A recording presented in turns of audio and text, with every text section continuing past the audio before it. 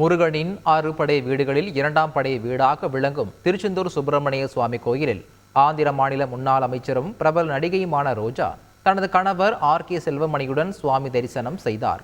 மூலவர், சண்முகர், வள்ளி தெய்வானை, தட்சிணாமூர்த்தி மற்றும் சத்ரு சம்ஹார மூர்த்தி ஆகியோரை அவர்கள் வணங்கினர். கோவிலில் தரிசனம் முடித்து வெளியே வந்த நடிகை ரோஜாவை பார்த்த பக்தர்கள் செல்ஃபி எடுத்தும் புகைப்படங்கள் எடுத்தும் மகிழ்ந்தனர்.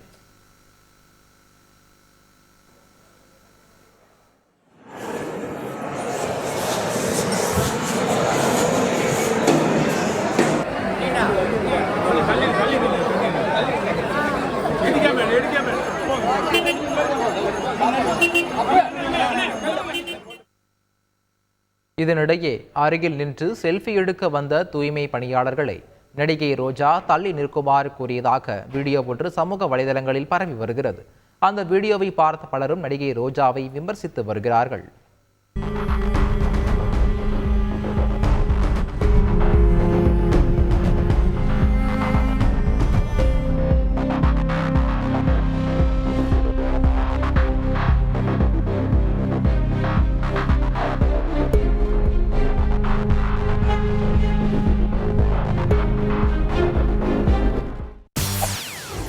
செய்திகளை உடனுக்குடன் தெரிந்து கொள்ள உடனே சப்ஸ்கிரைப் பண்ணுங்க.